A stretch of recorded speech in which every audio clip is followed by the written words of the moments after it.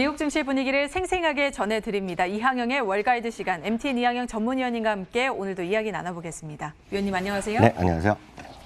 네, 위원님 최근에 우리가 잘 간다 했던 이 기술주들이 조금 힘을 뺀 모습입니다. 이 시장이 기술주의 영향을 받아서 조금은 흔들리는 모습을 보이고 있는데요. 기업들이 양호한 실적을 발표했는데도 불구하고 오늘 시장은 약간 혼재된 모습이었습니다. 어떻게 진단을 할 수 있을까요? 네, 맞습니다. 올해 들어서 워낙 주시장이 좀 차별적으로 움직였거든요. 소위 잘 나가는 빅5, 빅6, 빅7 이런 것들이 워낙 끌고 갔고 거기 이제 테슬라 같은 것들이 올라가면서 소위 성장주가 이제 훅 끌고 가고 나머지 주식들은 큰 재미없었던 것이 지금까지의 흐름이 되겠습니다. 다시 한번 정리드리면 S&P 500은 한 0.8% 정도 연간 지금까지 올라갔고요. 다우지수는 여전히 한 6.5%, 6% 내외가 지금 마이너스고요. 나스닥 있지 않습니까? 나스닥은 20% 올랐고 나스닥에서도 100개가 있습니다. 나스닥 100이라는 것들은 오늘까지 한 25%, 26%가 올라갔거든요. 그만큼 이제 차별적인 움직임이 이어졌는데요.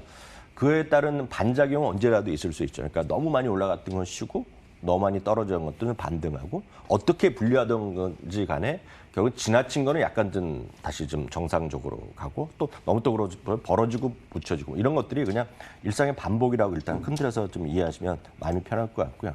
그보다는 오늘 전체적으로 보면 큰 틀에서 보면 에너지 섹터가 지금 오늘 크게 올라간 거 섹터가 11개가 있습니다. 상식적으로 그중에서 제일 가운데 5번째에 많은 것이 에너지인데요. 6%가 오늘 급등했습니다. 그것이 큰 특징이 되겠고요. 기술주와 커뮤니케이션 요즘 한 묶음으로 같이 다닙니다. 기술주는 여러분이 좋아하는 기술주 일반적인 게 들어가 있고요. 커뮤니케이션은 쉽게 해서 구글과 페이스북, 넷플릭스 이런 것이 들어가 있다라고 얘기하시면 되고 게임주 이런 것들이 들어가 있거든요.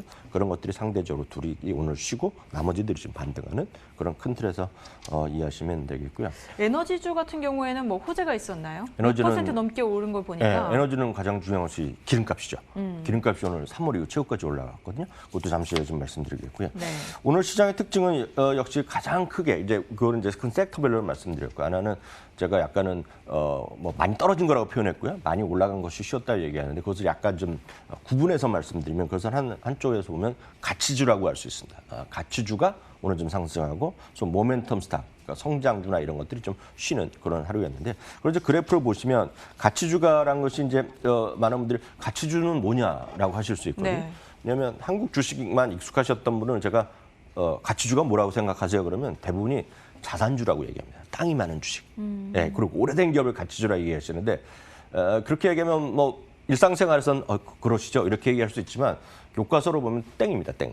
틀린 답이에요. 그래서 미국이나 이렇게 교과서적으로 가치주라는 것은 그래서 밸류에이션이라고 많이 들어보시잖아요. 이게 밸류에이션은 어떤 숫자 대비 주가가 비싸다 싸다 그럴 때 그 밸류인데요.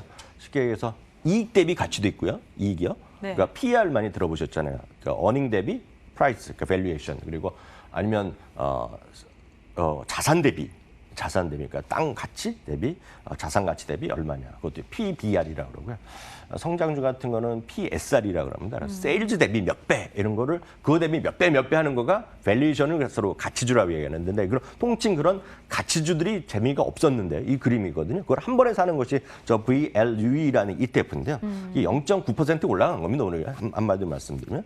그럼 반대되는 개념이 이제 흔히 얘기해서 성장주를 할 수 있고 또 구분이 하는 것은 모멘텀 스탁이라 해서 모멘텀주인데요. 여기서 이제 모멘텀이란 말이 또 헷갈립니다. 왜냐하면 모멘텀은 대한민국에서 또 미국 주식, 한국 주식 하셔서 시청자분들이나 저희 방송국도 입장도 마찬가지인데 쉽게 그 표현합니다. 그래서 모멘텀이 뭐냐고 딱 물어보면 뚜렷하게 얘기할 수 있는 분이 없어요. 그러니까요. 네. 그래서 모멘텀 대한민국에서 뭐라고 그러냐면 뉴스 모멘텀. 오늘 뉴스가 나온 주식이 올랐습니다 하면서 뉴스 모멘텀 있는 주식입니다. 쫙 보여드리는 겁니다. 네. 전문가들도 그러고 앵커도 다 그렇게 하는 게 일반적입니다. 지금 대한민국에서. 증권회사도 그렇게 합니다. 모멘텀 있다 없다. 그것은 뉴스도 있고요. 또 하나가 수급도 있습니다. 많이 들으셨을 겁니다. 기관 모멘텀이 있습니다. 외국인 모멘텀이 있습니다. 그렇게 많이 들으셨잖아요. 네. 또 하나가 이제 또 좋은 말로 정책 모멘텀이 있습니다. 어떤 정책이 있으면 모멘텀이 또 올라간다 내려간다 들으셨잖아요. 그렇게 다 얘기하는 거는 제가 저한테 그렇게 얘기하면 그렇죠. 맞습니다. 얘기하겠지만 제가 시험 문제를 냈는데 그렇게 얘기하면 바로 X입니다. 틀린 답이고 학점은 F가 나갑니다. 이건 틀린 말입니다. 그래서 미국이나 선진국에서 모멘텀 있다는 건 여러분 기억하시면 되는데 딱 하나밖에 없습니다. 프라이스 자체입니다. 그러니까 자체가 가치. 프라이스 주가 자체가 올라가고 있는 것 아니면 내려가고 있는 것 그게 모멘텀을 평가하는 유일한 척도라고 보시면 되겠습니다. 그러니까 주가 지금 올라가고 있는 것을 모멘텀 있다라는 표현을 합니다. 그러니까 모멘텀 스택이라는 건 주가가 올라가고 있는 주식을 얘기하는데 근데 다만 많은 사람이 똑같은 주식을 보더라도 이게 모멘텀 올라가고 있다고 얘기할 수도 있고 단기적으로 떨어지고 있다고 얘기할 수 있잖아요. 그래서 약속들을 합니다. 증권회사, 자산운용사 얘기하는데 대표적으로 미국에서는 보통 가격을 어떻게 하냐면 하루하루 우리나라 뭐 몇 분봉 이런 게 따지냐 그런 거 의미 있는 게 아니라 보통 한 달, 3개월, 6개월 이런 이동 평균을 갖고 얘기합니다. 그래서 그걸 가중치를 줘 갖고요. 딱 봤을 때 사람이 눈으로 따지는 게 아니라 컴퓨터로 이건 지금 올라가는 추세입니다. 내려가는 추세도 하는 걸 모멘텀이 있다 그러거든요. 그런 겁니다, 지금 이런 것들. 그래서 흔히 얘기해서 지금은 있는 것들이 테슬라 이런 게 들어갈 수밖에 없는 거죠. 그러면 이 주가 흐름에 따라서 언제든지 이 모멘텀주는 바뀔 수가 있는 거네요? 바뀔 수가 있죠. 근데 네. 하루하루 바뀌는 게 아니라 통상 한 달에 한 번 바뀌거나 그렇게 하는 거죠. 그러니까 사람이 이거 할 수 없습니다. 그래서 네. 기계로 도움을 받아갖고 컴퓨터가 되는 건데요. 그래서 모멘텀 주식이 올해 상당히 강했던 겁니다. 그래서 전통적으로 보면 올해 지금 강했던 건데 오늘 좀 쉬었다는 얘기 하는데요. 이제 전통적으로 어떤 것이 강했느냐, 성장주와 가치주 이런 것들이 어떻게 됐냐면 많은 분들이 성장주가 주식의 매력이라고 성장주가 좋았을 거라고 생각하시잖아요. 왜냐면 오르고 있는 주식들을 얘기하는 거니까요. 네. 근데 이제 성장주와 가치주는 아까 말씀드렸는데요. 성장주와 가치주 중에 전통적으로 1940년 이후 보면 꾸준하게 가치주가 아웃퍼폼했습니다. 성장주보다. 그러니까 최근에 10년 동안 유일하게 성장주가 많이 이긴 거죠. 특히 올해 강했는데요. 길게 보면 가치주란 것들이 12.8% 연평균. 최근에 한 80년 동안 이렇게 올랐고요. 성장주는 9.7% 올랐습니다. 그러니까 미국의 전통적인 교과서적으로 보면 가치를 따는 거죠. 이게 PER이다, PBR 그렇게 많이 따지는 겁니다. 다만 아시다시피 닷컴 버블 이후 특히 리먼 사태 이후 정말 잘 나가는 쭉 갔잖아요. 그래서 과거의 잣대가 아니라 새로운 잣대들이 많이 나오는 것도죠. 그래서 그걸 에비타를 따지는 사람도 있고 캐시플로우 따지는 사람도 여러 가지 있고 새로운 매출을 따지는 사람이 있지만 사실 20년 전만 하더라도 매출 대비 몇 배는 개념이 없었거든요. 요즘 매출 대비 많이 따지는 건데 그런 흐름이 되겠습니다. 그래서 어찌됐건 전통적으로 가치주가 이겼는데 최근에 성장주가 이기고 올해 들어서도 워낙 뚜렷했는데 최근 한 3, 4일만 보면 가치주가 좀 더 이겼다라고 일단 이해하시면 되겠습니다. 네, 그래서 오늘 주식도 굉장히 전형적인 그런 흐름을 보였죠. 가치주들이 조금 더 올라주는 그런 모습을 확인을 해볼 수 있었는데요. 맞나요? 네, 맞습니다. 그럼 가치주가 대표적인 것들을 이제 약간 오늘 어렵게 말씀드렸는데 그냥 그렇게 상식적으로 그런 게 있다라고 그렇다고 해서 당장 저희 방송 보시면서 캐스터나 누가 지금 뉴스 모멘텀 있다 그러면 저 무식하다 얘기하시면 안 되고요. 그냥 저는 그렇다는 얘기고 대한민국에서는 그게 일반적인 말이다. 그래서 네. 똑같은 말이 다양하게 쓰인다라는 정도. 다만 미국에서 제가 모멘텀 얘기할 때 보면 뉴스는 절대 아니다. 그만 좀 기억하시면 되겠고요.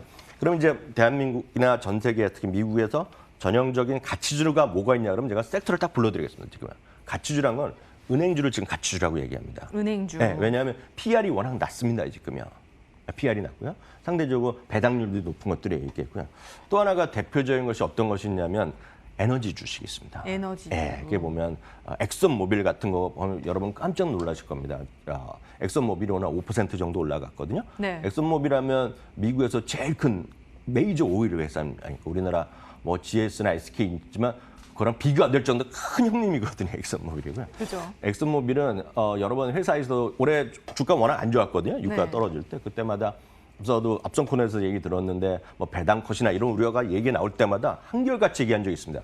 배당을 계속 우리가 깎을 일이 없다. 여러 번 얘기했습니다. 네네. CEO가. 네. 물론 CEO 말이 무조건 100% 지킬 리는 없지만 믿어야 되잖아요. 일단은요. 그래서 삭감한다는 것보다는 자신감 있게 올리겠다라고 했으니까요. 지금 이 주식이 엑슨모빌이 오늘 주가가 44달러 정도 나오네. 지금 오늘 종가가요. 오늘 한 5% 올라갔지만 배당률로 한번 따져보면요. 배당률 있죠. 배당률은 예상되는 배당금을 주가로 나눈 거거든요. 이게 8%가 넘습니다. 상당하네요. 배당 수익률, 네. 기대되는 배당 수익률. 물론 거기서 깎으면 안 되지만 회사에서 여러분 검색하면 금방 나옵니다. 이 회장이 몇 번이나 이번에 최근에 강조했는지 배당 삭감이 자기는 없다고. 8% 나오는 거가 쉽지 않습니다. 8%. 그렇죠. 상당히 큰 그 퍼센티지죠. 물론 이제 주가가 떨어지면 할 말이 없지만 이게 워낙 주가 떨어져 있다는 거죠. 지금은 유가도 많이 떨어져. 물론 올랐지만 그래서 엑슨모빌 이런 것들이 대표적인 소위 가치주 레벨에 들어간다라고 일단 이해하셔야 되고 일부 제약주 같은 것들, 그러니까 바이오 같은 쪽이 아니라 좀 안 오른 제약주들이 있거든요. 네. 그런 것들 대표적인 것들이 이제 가치주 가치주. 레벨에 들어간다고 보시면 되겠고 반대로 이제 성장이나 이런 것들을 보면 사실은 아마존, 애플, 뭐 알파벳 이런 것들 아닙니까 구글? 이런 것들이 오늘 아마존도 한 1.8% 떨어졌고요. 물론 아마존이 제가 다시 한번 재확인했습니다. 공식적으로. 프라임데이를 이번에 좀 연기했잖아요. 그래서 지금 일부에서는 뭐 결국 10월에 하는 거 아니냐. 근데 거기서도 중요하죠. 레터를 보내는데도 결국 고객과 우리 파트너들의 안전을 위해서 좀 연기한다는 거 아닙니까? 멋있는 말을 계속 하는 거죠. 어찌됐건. 애플도 오늘 1.3% 떨어졌고, 물론 최고가 찍고 떨어졌고요. 알파벳, 구글도 최고가 찍고 떨어졌는데 대표적인 것들이 성장 섹터, 그리고 아까 말씀드린 모멘텀 섹터에 있는 주식이다라고 이해하시면 되겠습니다. 네. 그리고 또 오늘 증시의 또 다른 특징으로 꼽아보자면 에너지와 그러니까 뭐 에너지와 금 등의 상품 가격의 상승이 있었습니다. 네, 맞습니다. 맞죠? 아까 말씀드렸다시피 이제 그거는 이제 뭐 백신에 대한 개발에 대한 기대감 하루가 멀다고 나오지 않습니까? 그리고 이제 트럼프 대통령도 아까 뉴스 나왔지만 아마 그거는 제가 알기엔 그거든. 이제 트럼프 대통령이 다시 이제 브리핑을 매일 브리핑 한다고 얘기하고 사실 저도 어저께 한국 시간으로 한 오후 4시, 3시쯤인가요? 제 눈을 의심했고 제가 하는 영어가 틀렸나 혹시 느끼셨는지 모르겠지만 왜요, 왜? 마스크를 쓰는 것이 애국자라는 표현을 했잖아요. 아, 그렇죠, 그렇죠. 그래서 패트라틱 이게 제가 하는 영어가 아닌가 해갖고 깜짝 놀랐거든요. 그러면서 이제 다시 브리핑하겠다는 얘기하는 이제 거기서 무슨 얘기가 나온 것 같은데요. 저도 이제 확인해봐야 되겠지만 이제야 심각성을 좀 깨닫고 있는 그런 트럼프의 모습을 확인해 볼 수 있는 것 같습니다. 어찌됐건 뭐 정치인이고 대통령의 말이니까 뭐 잘하는 거겠죠. 하여튼 네. 좋은 의미로 해석하면 되겠지만 어찌됐건 그러면서도 이제 또 최고 사령관 같은 사람 아닙니까? 공식적으로도. 그러니까 개발하고 백신이라든가 치료제 열심히 개발하겠다는 얘기하고 한쪽에서는 뭐 개발의 기대감이 있는 거죠. 그러다 보니 이제 유가도 좀 회복하지 않겠느냐? 수요가 늘어나지 않겠느냐? 그런 기대감으로 유가는 또 3월 이후 최고치까지 오늘 쭉 올라가는 41달러, 42달러 수준까지 올라갔고요. 이제 애매한 것은 금값입니다. 금값이요. 네. 계속 말씀드리자면 금값은 반등세가 이어지면서 올해 최고치는 물론이고요. 9년 만에 최고치를 기록했고요. 이 가격은 이제 사상 최고치까지 불과 80달러 남았습니다. 2011년 9월 달에 1920달러를 기록했던 것이 사상 최고 기록인데요. 지금 월가에서는 대부분이 돌파할 수 있을 것이라는 얘기를 많이 하고 있는데 이것은 몇 가지 의미가 있는데 가장 중요한 것은 오늘 유럽에서도 이제 대규모 또 한번 자금 지원 발표를 했잖아요. 그래서 네. 유럽에서 합의를 했고 지금 미국에서도 지금 미국 하원 그리고 공화당 그리고 백악관에서 협의를 하고 있잖아요. 그래서 이번 달에 된다 안 된다 얘기를 하고 있죠. 추가적으로 지원해 주는 거, 자금 지원해 주는 거. 그래서 결국은 그것은 뭐 어떤 거냐면 결국 돈을 찍어낸다는 의미이기 때문에 돈의 가치가 떨어지는 거거든요. 그러니까 한쪽에서는 분명히 상품의 가치가 올라가는 네, 거죠. 그렇죠. 금에 대한 안전자라는 수요가 있고 금이 올라가니까 운도 올라갈 것이고 뭐 관련된 비슷한 거 펠라디움 이런 것도 좀 올라가고 다 올라가는 것들이 있겠죠. 하여튼 중요한 것은 금이 중요한데요. 금이 하여튼 올라가고 있다고 보셔야 되겠죠. 그때 위원님이 금을 좀 담으라고 하셨을 때 지금 담았다면 지금 상당한 좀 이익을 받지 않을까 하는 생각이 좀 드는. 금은 제가 참고적으로 드는데요. 말씀드리면 3월 네. 대비 연초 대비 한 35% 정도 올랐을 겁니다. 그래서 엄청 올라갔는데 그거는 이제 사실 누구나 다 얘기하는 겁니다. 금 얘기하면 뭐 위원님 뭐 금 지금이라도 사야 될까요? 얘기하는데 저한테뿐만 아니라 모든 사람들, 금을 모든 사람들의 금이 없는 사람은 한결같이 질문합니다. 이거는 뭐 짐 크레이머한테도 짐 크레이머 같은 경우 아시겠지만 이제 전화를 받고 얘기하잖아요. 제가 지난주인가 한번 우연히 봤는데 짐 크레이머한테 물어봤는데 막 얘기하면서 금이 올라간다고 얘기하는데 금 사도 됐냐? 그걸 딱 물어봤습니다. 제가 깜짝 놀랐거든요. 짐 크레이머가 뭐라고 대답했냐면 딱 이런 표현을 했습니다. 금은 딱 사야 될 때가 한 번도 있었던 적이 없다는 거예요. 뭐냐면 얼마나 올라갈지를 자기도 잘 모르는 짐 크레이머 엄청 말을 막 하는 사람인데도 그런 얘기 하는 겁니다. 그건 뭐냐면 금 자체가 부가치를 생산하지 않기 때문에 판단이 어렵거든요. 그렇기 때문에 금은 채권이랑 마찬가지입니다. 결국 어떤 주식이나 이런 거에 대한 안전자산, 돈에 대한 캐시에 대한 안전자산을 여기시면 될 것 같고요. 늘 말씀드리면 저 기준으로 제가 그 강의할 때 말씀드리면 보통 한 20에서 30% 많게 더 어르신이 있으면 더 많은 얘기라. 그래서 금은 일정 수준 갖고 가는 게 맞다라는 생각하고 있습니다. 네, 달러 인덱스도 한번 짚어주시죠. 네, 근데 반대로 이제 그 돈을 이렇게 쏟아 부니까 상대적으로 약한 거는 이제 달러 인덱스가 상대적으로 약한 거죠. 달러 인덱스는 상대적으로 95% 정도 나오는데요. 이게 지금 보면 사물이 또 최저치 가고 있거든요. 그러니까 반대되는 개념이다. 네. 라고 이해하시면 되겠네요. 네. 그리고 또 오늘 실적을 발표를 했는데 뭐 좋은 실적, 호실적도 있었고 또 반면에 항공주 같은 경우에는 유나이티드 항공이 좋지 않은 실적을 발표하기도 했습니다. 여기에 대해서 간단하게 정리를 좀 해주시죠. 네. 코카콜라가 이익이 한 30% 이상 줄었지만 중요한 거는 이제 앞으로의 전망이거든요. 근데 여전히 꿈과 희망 이런 걸 좀 희망적인 그런 낙관적인 견해를 하면서 오늘 주가 좀 올라갔고요.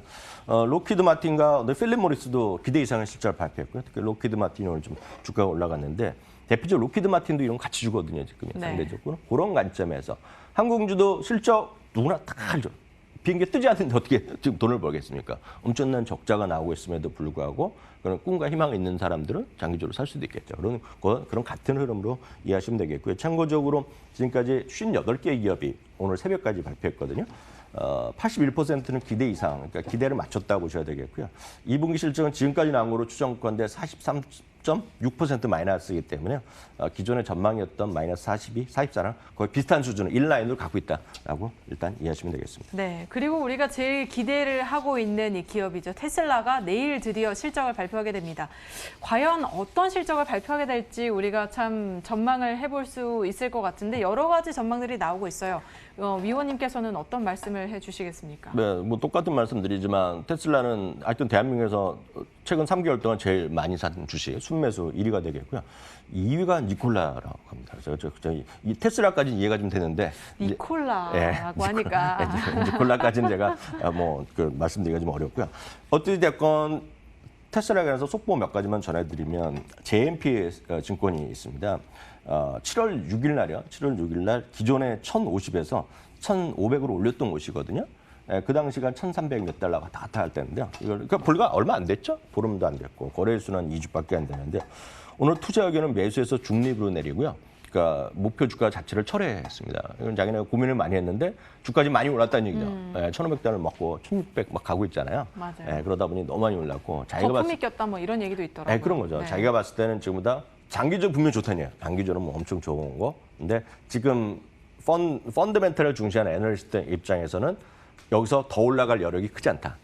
그리고 더 올라가게 뭔가 자기네가 그 합리적인 판단을 해야 되는데 그게 이제 애널리스트의 고충이죠. 일반 개인분들의 심리와 달리. 그래서 그건 어렵다는 얘기하면서 중립으로 내리고 목표 주가는 철회했다는 거 소식 하나 드리겠고요. 월가의 컨센서스는 많이 좀 올라가고 주당 마이너스 11센트에서 마이너스 14센트 업계에서 약간 집계 기간만 다른데 보통 마이너스 14센트까지 나오고 있습니다. 월가의 기대?